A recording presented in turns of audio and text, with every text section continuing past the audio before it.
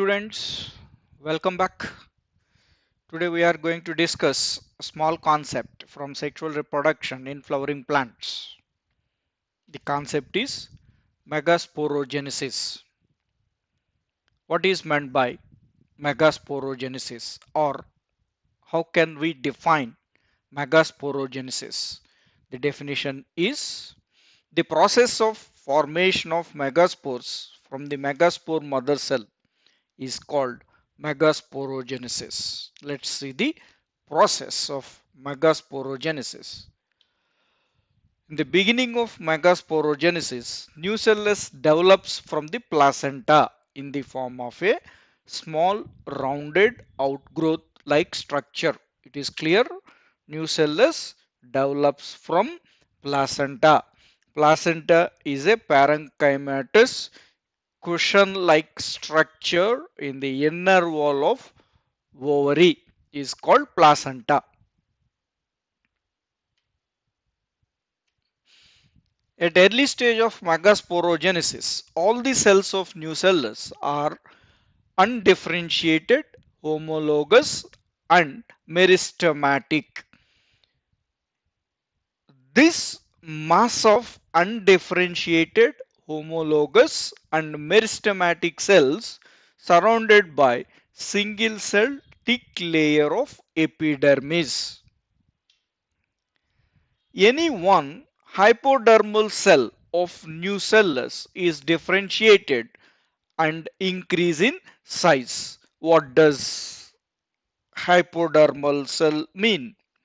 Hypodermal cell means which is present beneath the epidermis of the nucellus. So many hypodermal cells are present beneath the epidermis.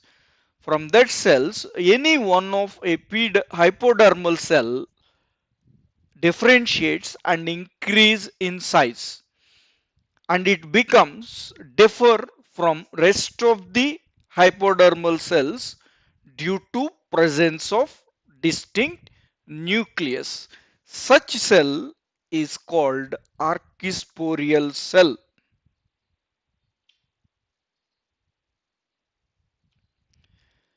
This archisporial cell divides periclinally transversely to form outer primary parietal cell, inner primary sporogenous cell.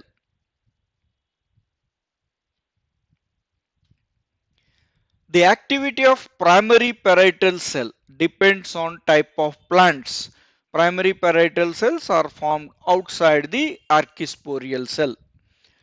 So if the plant belongs to gamopetalous, that means petals are fused, in those plants primary parietal cells forms tenunucellate type of ovule. Tenunucellate ovule, nothing but the ovule consists a simple nucellus with a single layer. If plant belongs to polypetalous, in those plants petals are free. In such plants, primary parietal cell forms quasi-nucellate type of ovule, which means a mass of nucellus formed in the ovule. The primary sporogenous cell directly act as a megaspore mother cell. Let's see this description in a small flow chart. Archisporial cells which are undergo periclinal division. So when it undergo periclinal division, it forms outside primary parietal cells. These primary parietal cells further divide to form a nucellus which is depending on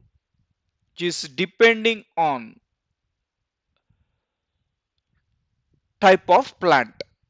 If plant is gamopetalous, it forms tenunucellate ovule. If plants are polypetalous, it forms crassinucellate ovule. The archisporial cells during periclinal division towards inside it forms primary sporogenous cells. These primary sporogenous cells form megaspore mother cell.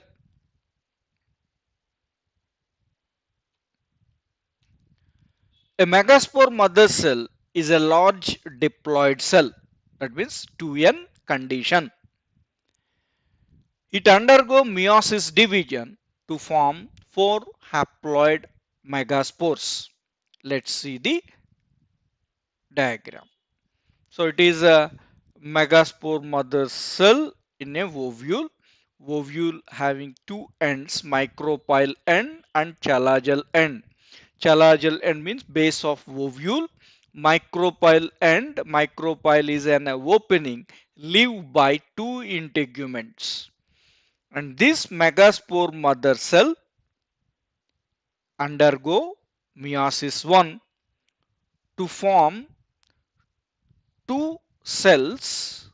They are called megaspore dyad, which means two cells are formed. These two cells undergo meiosis 2 division to form total 4 haploid cells. They are called megaspore tetrad. The 4 haploid megaspores arranged in linear tetrad. Let's see again. Megaspore mother cell undergo meiosis 1 to form two cells that we are called as megaspore dyad, and these two cells undergo meiosis 2 to form 4 haploid megaspores. These 4 cells are arranged linearly, linear tetrad. So micropyle end and chalagial end. This in these 4 megaspore cells, 3 cells are degenerate towards the micropyle end. So out of 4, the 3 megaspores which are present towards the micropyle are degenerate, and the megaspore which is present towards the chalaja is become functional, and it grow and develop as fully developed megaspore. So same points we are given in description. The megaspore lie towards, present towards chalaja is functional, and other 3 megaspores which are present towards micropyle end are degenerate. The functional megaspore lie towards chalaja produces female gametophyte or embryo sac. Let's see a brief description of entire process in a small flow chart. Megaspore mother cell, it is in 2n condition, that means diploid, and this megaspore mother cell undergo meiosis division to form 4 haploid megaspores. All these 4 haploid megaspores arranged in a linear tetrad. In this linear tetrad, 3 cells which are present towards the micropyle end are degenerate.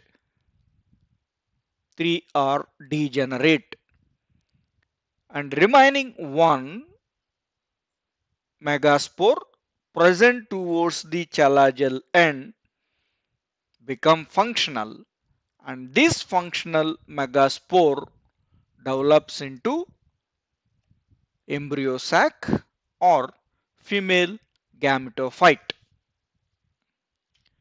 Thank you. We will discuss one more concept in the next part.